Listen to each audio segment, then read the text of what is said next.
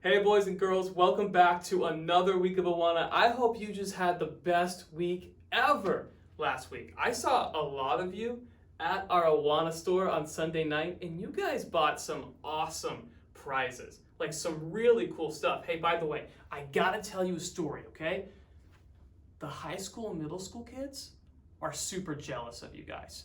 They are. They came to me the other day and they said, hey, Pastor Charles, can we say verses so that we can earn Awana shares and then buy all these cool prizes you have for the Awana kids? And I said, nope, sorry, those prizes are just for you guys, the Awana kids. So hey, know this.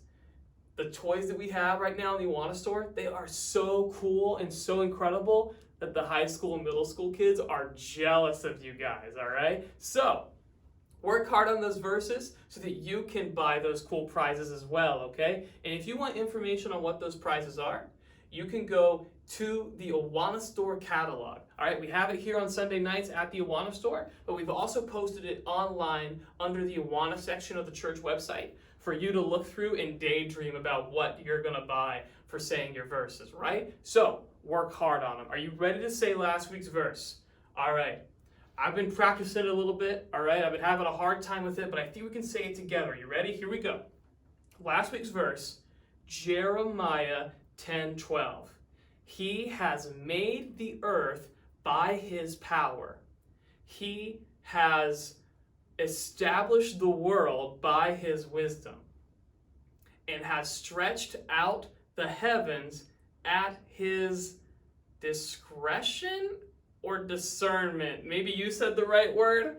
It was discretion. Okay, I think I had it right the first time, all right? Did you do good? Man, T&T, you guys say some tough verses. I'm not gonna lie to you. So if you said that, if you practiced it hard this week and you can say it without any help, good for you, all right? These are not that easy, okay? But you're doing a great job. And if you didn't get it this week and you need to practice some more, that is totally fine. Take as much time as you need, okay? It is very important that even though these verses are hard, that you try your best and you do your best. So if that takes you a little bit of time and you don't get every verse memorized each week, it's okay. Just do your absolute best. But if you are able to say last week's verse today, be proud of yourself because you did a great job. Are you seeing this? Are you seeing this verse that we have for this week? I mean, I said that last week's verse was a little bit tricky, but this right here, woo, this is a doozy, okay? I don't know if you guys ever say that, what a doozy is, but that's a thing that we old people say, all right? Listen though, I think that if you work hard on this, you work every single day, you put in a little bit of time, you break it up into chunks, you do a little bit at a time, I think that you can say this huge chunk of a Bible verse 1 week from today. I think you can do it. I absolutely think you can do it if you work hard, all right? So, you ready to learn this verse? Here we go. Let's learn it together. Psalm 139, even the chapter is long, right? 7 through 10. Whew. Where can I go from your presence? If I ascend into heaven, you are there. If I make my bed in hell, behold, you are there. If I take the wings of the morning and dwell in the uttermost parts of the sea, even there you shall lead me, and your right hand shall hold me. Once again, boys and girls, that's pretty long, but I got faith in you. I think you can do it. Work hard. You can say this verse. Let's talk about what this verse means. I think if you know what it means, it'll be a little bit easier, all right? Because, first of all, this is a psalm, and it was written by a really important guy, a guy named King David. You remember King David, right? What was the big thing that King David did? The Bible story you've probably heard before. He killed Goliath, the giant, right? He took a slingshot and he threw that stone, hit Goliath between the eyes. David did all sorts of stuff. He was a great king that Israel had. But one of his favorite things to do was write songs to God. Now, I know this is kind of hard to believe that this is a song, but in David's language, Hebrew, this all forms a beautiful song that people still sing today, all right? And they sing about how great God is, but specifically, how God is everywhere. I want to point out one word, just one word this week. Are you ready? It's this one right here. Presence. Do you know what presence means? Presence just means simply being somewhere. I'm going to write it right here. So anywhere where you are is where your presence is. Right now, my presence is in this room that I'm recording this video for you guys at. This is where my presence is. My presence isn't at my house. My presence isn't at the beach or at the Grand Canyon, all right? My presence is here in this room. Where's your presence at right now? All right, maybe you're watching this in your living room, or maybe you're watching it in your car, or you're on your way to school or something like that. Who knows where you are at this moment, but where you are is where your presence is. So where is God's presence?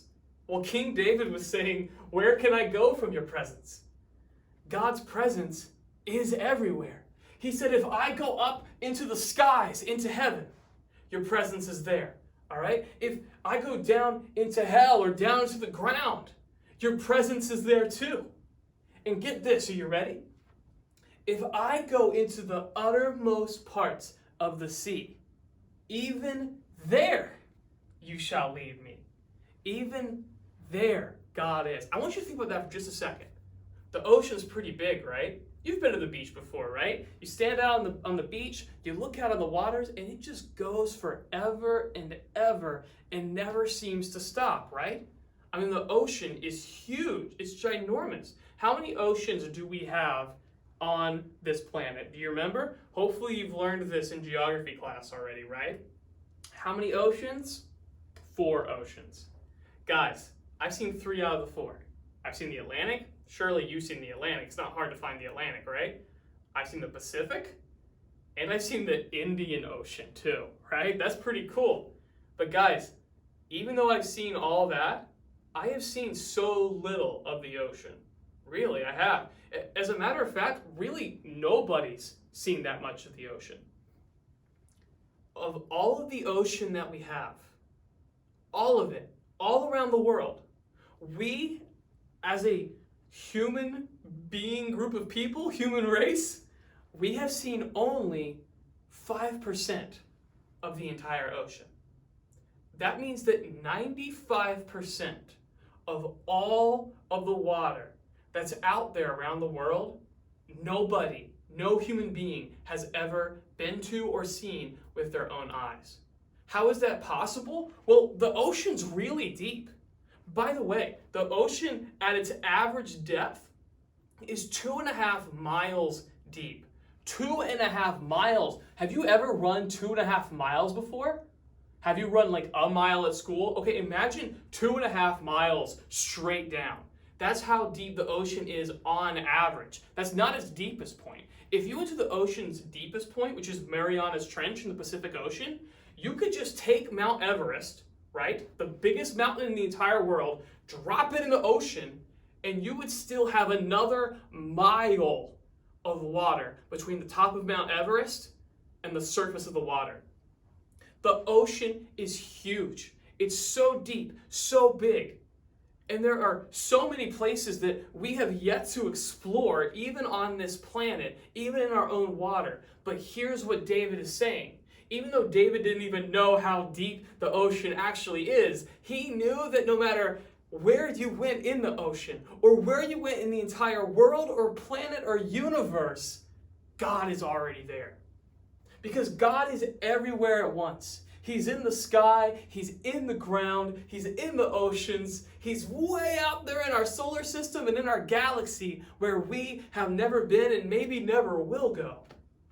But God is everywhere because he's so big. So I hope that helps you to understand the verse a little bit better as you work on memorizing it this week. And I got one more special thing to tell you about, because we have a family movie night coming up this next Friday night at the church. Next Friday, October 2nd at 5 p.m., come with the whole family to watch Paddington 2.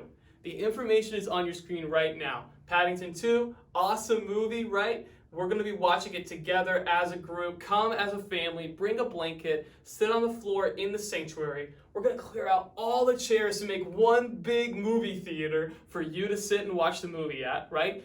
Invite your friends. There's going to be popcorn and candy and drinks. It's going to be incredible, and we can't wait to see you there. So, work hard on your verse this week, and then we will see you not only at the Awana store on Sunday night, but at our family movie night, Friday, October 2nd at 5 p.m. as well. See you then.